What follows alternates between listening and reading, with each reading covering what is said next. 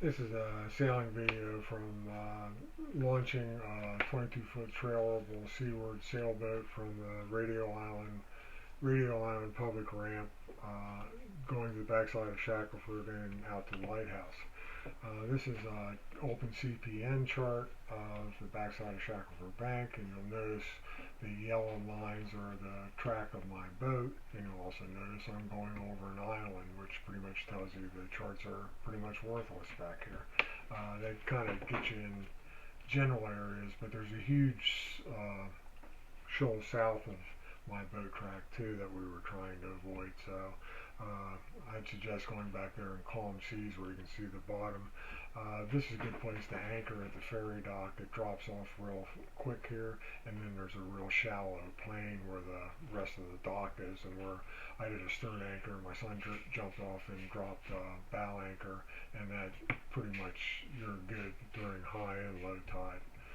Uh, this is my course out from R8 and the inlet to R4. If you notice where the whale is there on the chart, you'll notice there's nothing in front of R4.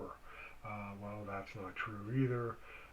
This next picture, you'll see a huge mound of sand in front of R4. You also see a shoaly area there that would not really be that visible depending on the height of the tide and the time you're there. So once again, the the charts aren't all that accurate in that area either. So use due caution.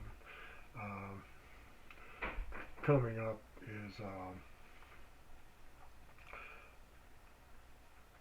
is the sailing portion. We were sailing in three 2 to 3 foot seas, 10 to 15 knot winds from the southwest. It was pretty nice going out. Fortunately, my son had a radar app, and when we saw uh, storms coming into Beaufort, we left kind of early, and fortunately, we came back under a small craft advisory, 4 to 5 foot seas in the inlet, and we just got the boat on the trailer, got the mast stepped, and a horrendous thunderstorm hit. So, it's a 2 hour trip, and a lot can happen in 2 hours. That's something to keep in mind also.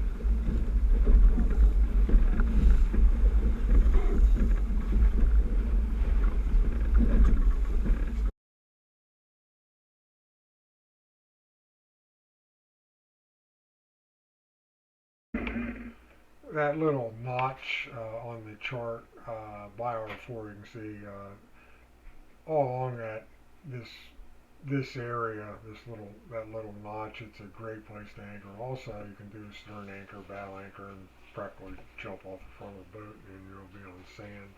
So uh, that's a real good spot to anchor. It's amazing how big this place is. Lookout Bight has just a huge harbor.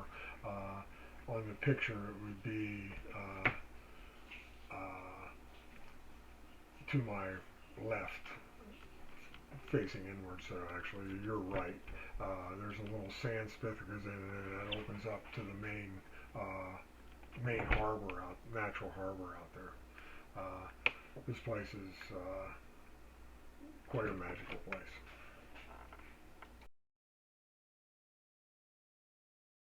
This is shows some of the ship traffic you may encounter on the way out the inlet.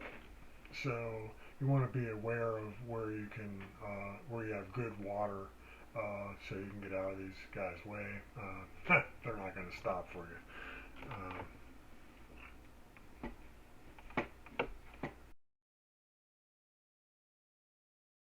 This is just some notes on the trip showing tide stations and current stations, their designations. And then at the bottom here, I just did an example of when it's high tide at the ramp, when the maximum ebb is through the bridge and through the inlet. They get decent currents through here, so that can, in the words of Captain Ron, they can either be for you or against you. So you probably want to look into this on your trip. It can make the difference between a rather short trip or a long one. Hope you found this useful. If you have any questions, I'll try to answer them. Just leave them in the comments. And fair seas.